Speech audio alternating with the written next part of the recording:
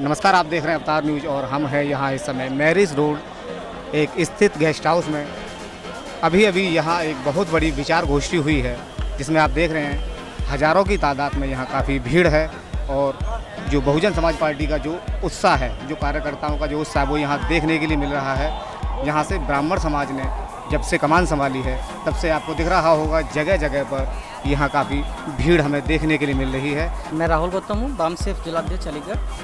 आज का एक कार्यक्रम बहन जी के निर्देशानुसार ब्राह्मण समाज को जोड़ने के लिए था और राष्ट्रीय महासचिव बहुजन समाज पार्टी सतीश चंद्र मिश्रा जी आज यहाँ बहन जी के निर्देश पर आए हुए थे और यहाँ के बाद वो हाथरस गए हैं। आज के इस कार्यक्रम में हज़ारों लोगों की बड़ी ही प्रशंसनीय उपस्थिति रही। माननीय सतीश चंद्र मिश्रा जी ने ब्राह्मण समाज पर होने वाले अत्याचारों के बारे में बताया। उन्होंने बताया कि कैसे प्रदेश में ब्राह्मण समाज पर अत्याचार हो रहे हैं, कैसे ब्राह्मणों के साथ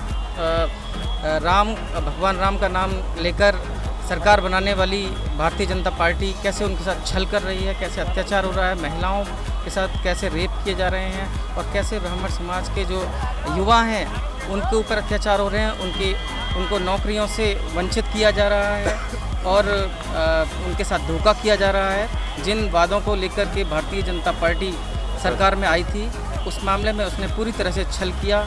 आज माननीय राष्ट्रीय महासचिव सतीश चंद्र मिश्रा जी ने इस बारे में लोगों को काफ़ी जागरूक किया।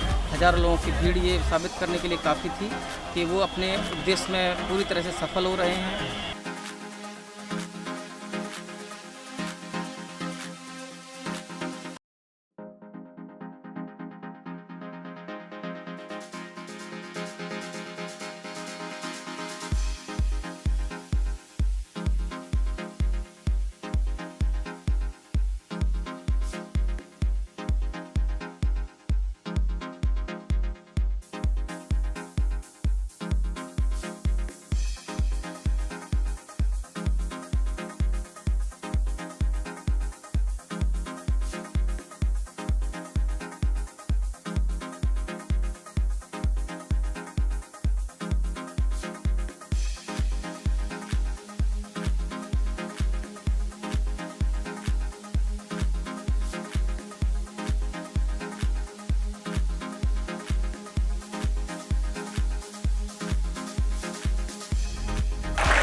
बताइए, ब्राह्मण समाज और बहुजन समाज पार्टी की राशि एक है या नहीं है?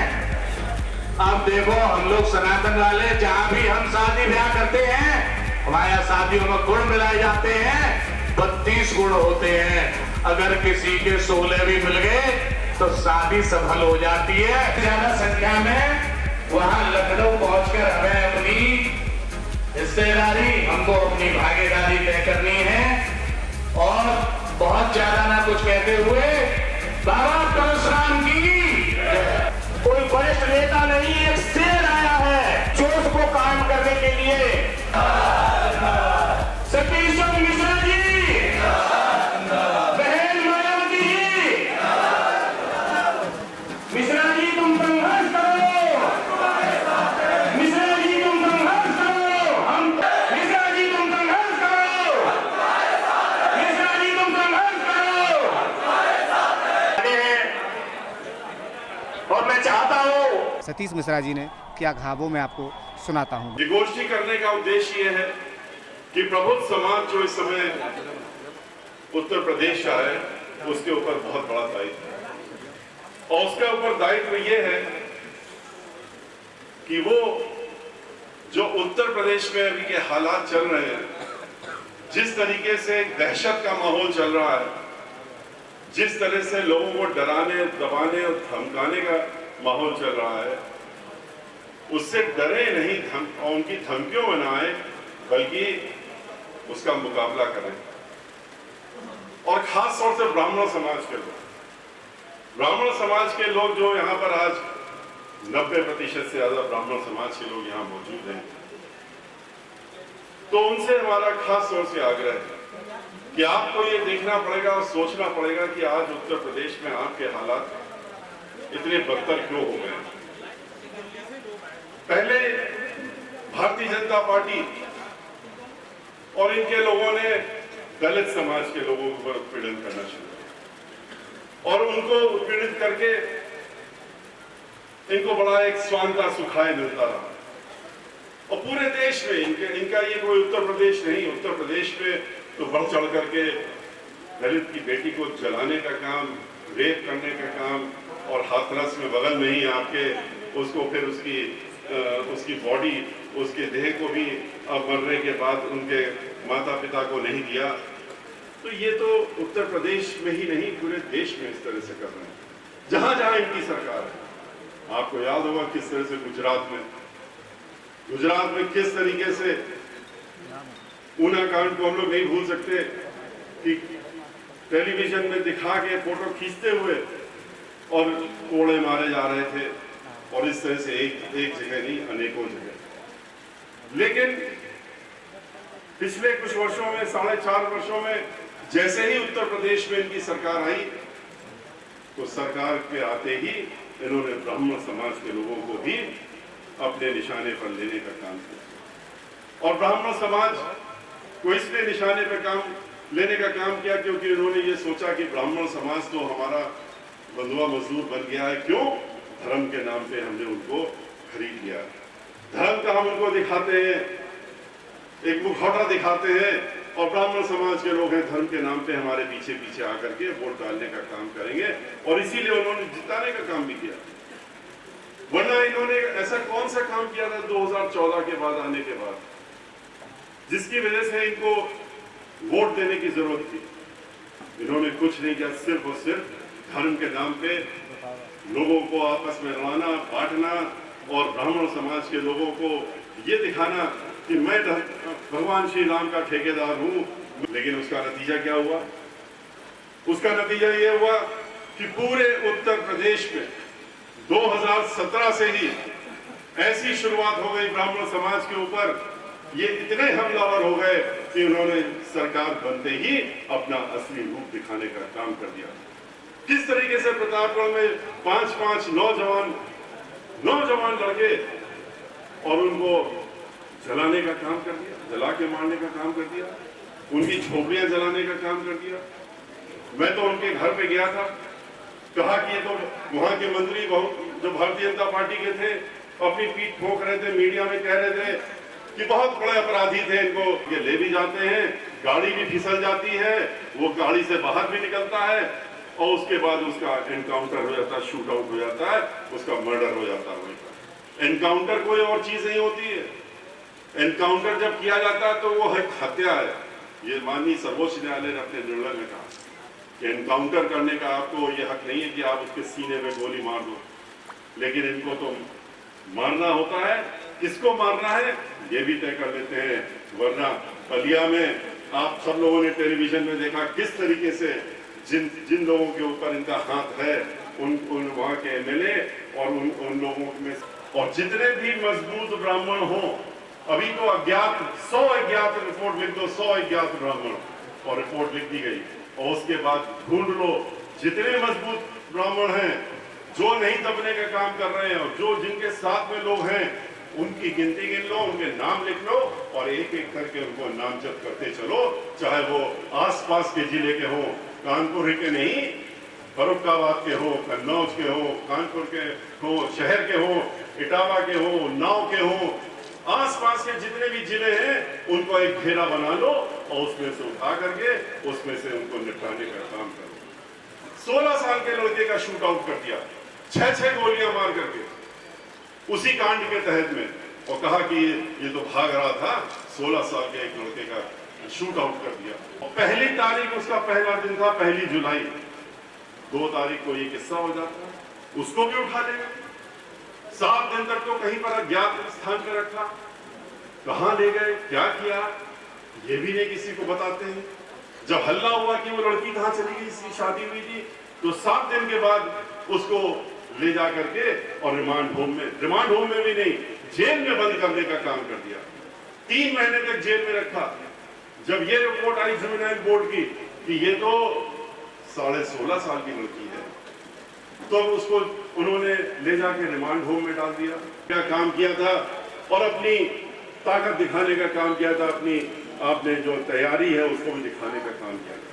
बहन मायावती जी ने जब हमने उनको गणेश जी की प्रतिमा दी थी तो हाथ में लेकर यही कहा था कि हाथी नहीं गणेश है, ब्रह्मा विष्णु महेश है, और ये कहकर के अपनी बात शुरू की। और उन्होंने ये भी कहा था उस दिन कि ब्राह्मण समाज की तैयारी को देख करके हम अपनी पार्टी का नारा कि जिसकी जितनी संख्या वाली उतनी उसकी हिस्सेदारी, इसको बदल करके अब जिसकी जितनी तैयारी और उतनी उसकी हिस्सेदारी का नया नारा देते हैं।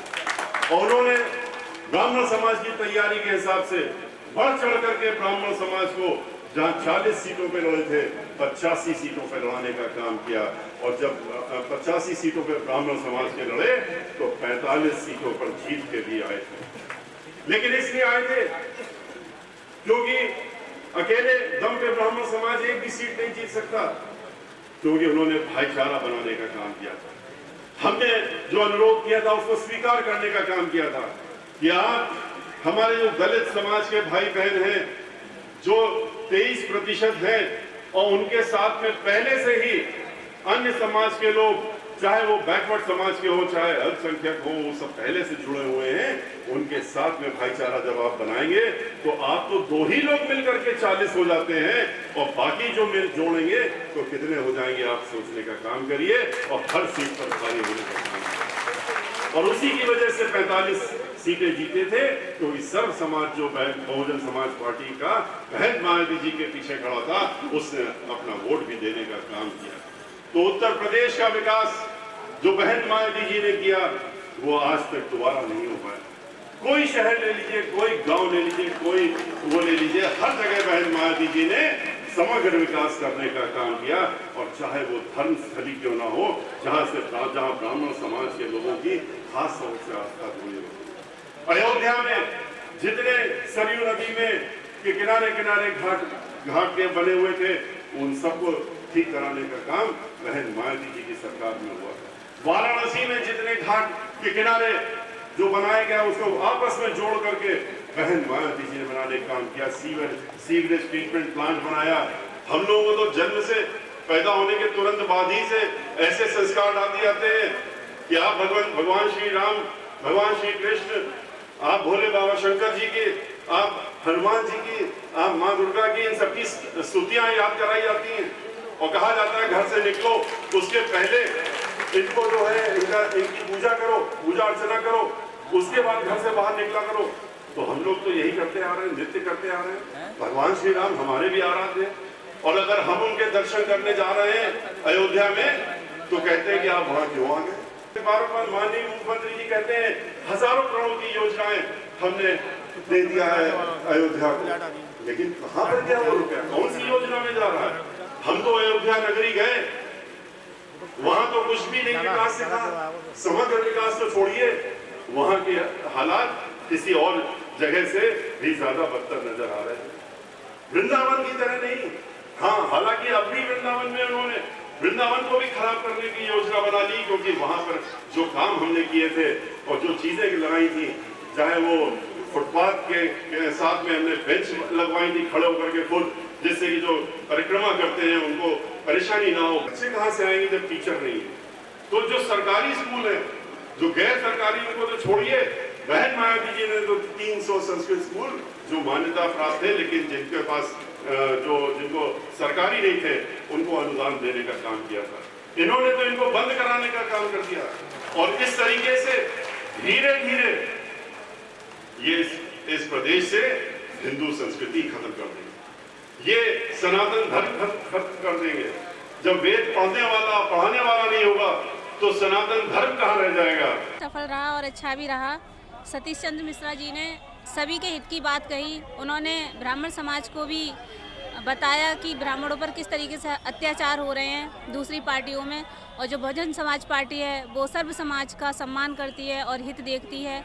उसमें बहन बेटियां किस तरीके से सुरक्षित थीं बसपा शासन में, लेकिन इस शासन में हर 2 घंटे में एक बहन बेटी का बलात्कार हो रहा है। उन्होंने ये बताने की कोशिश की समाज के लिए, और उन्होंने ब्राह्मण समाज को बताया कि ब्राह्मण समाज के कम से कम 3000 ब्राह्मणों का इस सरकार में, जो बीजेपी सरकार है, उसमें एनकाउंटर किया गया है, और उनके कार्यों को भी बताया कि वो कार्य किस तरीके से करते हैं, जबकि बसपा शासन में काफ़ी कार्य भी किए गए थे।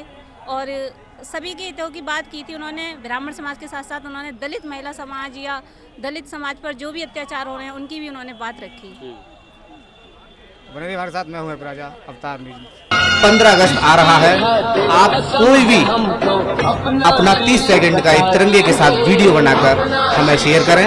मेरा ये जो नंबर आप देख रहे हैं स्क्रीन पर, इस नंबर पर आप मुझे व्हाट्सएप पर वो वीडियो भेज सकते हैं। वो वीडियो आपका हमारे चैनल पर 15 अगस्त तक लगातार दिखाया जाएगा। बने रहिए हमारे साथ, मैं हैप्पी राजा अवतार अपनी धरती के आगे हम सारा गगन झुका देंगे।